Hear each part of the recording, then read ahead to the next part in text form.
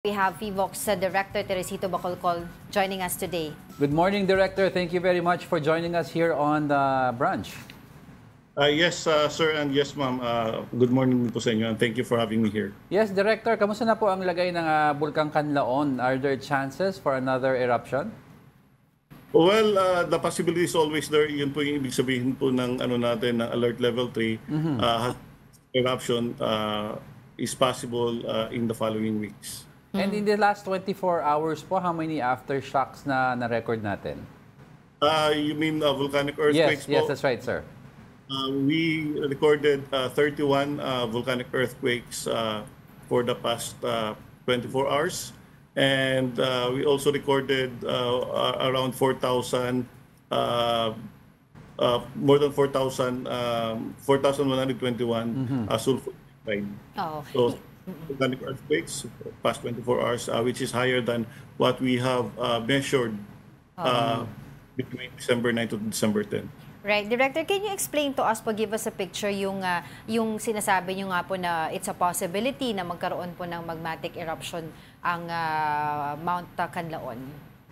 Yes, again, yun po yung classification natin for alert level 3. There may be hazardous eruption in the future, and that's the reason why tinaas natin yung alert level. During the eruption last December 9, nakakita po tayo ng pyroclastic density current. And ito po yung lumaragasang mixture of volcanic ash, rock fragments, and mga volcanic gases. And mabilis po ito na bumabagsak sa dalisdis ng bulkan, and it could go as high as hundreds of kilometers per hour. So, nung nakita natin yan noong December 9, buti na lang hindi siya lumagpas doon sa 4-kilometer permanent danger zone, nasa 3.5 kilometers lamang na nasa summit. So, we think na kapag nagkaroon ng hazardous eruption and mas malakas pa nung December 9, baka lalagpas pa siya doon sa 4-kilometer permanent danger zone natin. So, that's the reason why we increased the alert level to, we increased the danger zone to 6. Okay. Opo. Hazardous eruption. Yung posibilidad po na maglabas din po ng lava, yung Mount Kanlaon, tinitignan din po ba natin yun? Yes, the possibility is always there. Isang beses lang tayo nagkaroon ng magmatic eruption. Recorded sa history ng Kanlaon volcano that happened in 1902. And after that, ang karamihan ng eruption ng Kanlaon volcano would be phreatic or phreatomagmatic.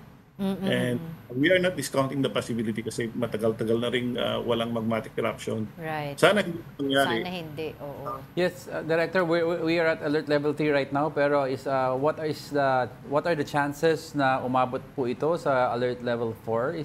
Is that still on the table? Yes, the possibility is always there. That's the reason why we're closely monitoring Kanlaon volcano. This will be on a day-to-day basis. And kapag may mga changes naman po sa mga monitored parameters natin, then kailangan nating inform kaagad yung ating mga stakeholders. Gaano karami na po o tons po yung sulfur dioxide na na-monitor po ng FIVOX? And gaano po ba ka-hazardous yun o delikado dyan po sa area ng Negros? Okay, so again, kahapon nakapagtala tayo ng 4,121 tons per day of sulfur dioxide. If we compare this sa mga previous readings natin, this medyo hindi ito ganong mataas. Say for example, September 11, umabot po ito ng 11,556 tons per day. And September 12, 10,000. So, madali naman po itong ma-disperse kapag maulan at kapag mahangin. But even then, kailangan ng precaution yung ating mga kababayan. Kailangan nilang magsuot ng face mask in case na may masangsang na maamoy sila. Kasi po, sulfur dioxide is acidic, and pwede pong kapag may problema sila sa kalusugan, respiratory or lung problems, pwede pong ma-aggravate, pwede po silang ma-asphyxiate. So, kailangan lang magsuot ng face mask, N95 kung maaari. Kung wala naman, surgical mask will do.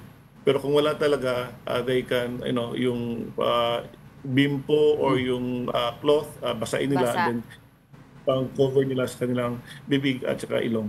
O, Director, tanong ko lang po, yun po kasi tinatanong ng mga kababayan natin doon sa Negros. So, at this point in time, is it advisable for them to clean up their surroundings? Kasi nga nababalot na po yung bubong nila, yung mga halaman nila, yung mga tanim nila ng mga asupre.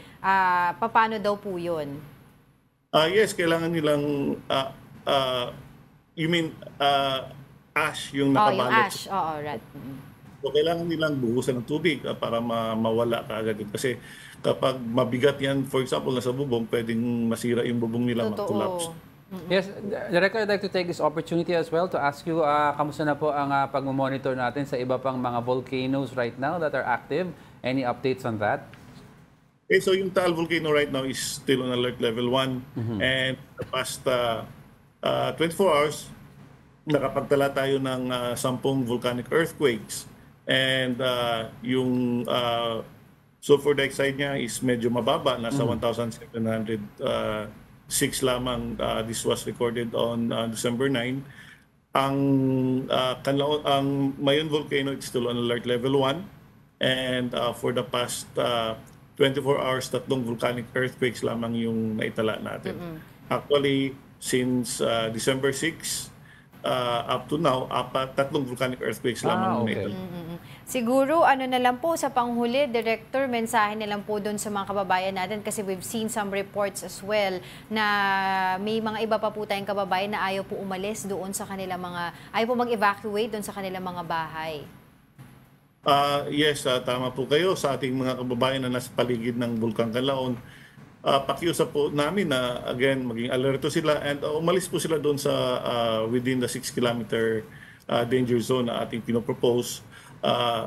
Para po ito sa ating kaligtasan, lagi nating unahin ang ating kalusugan at kaligtasan.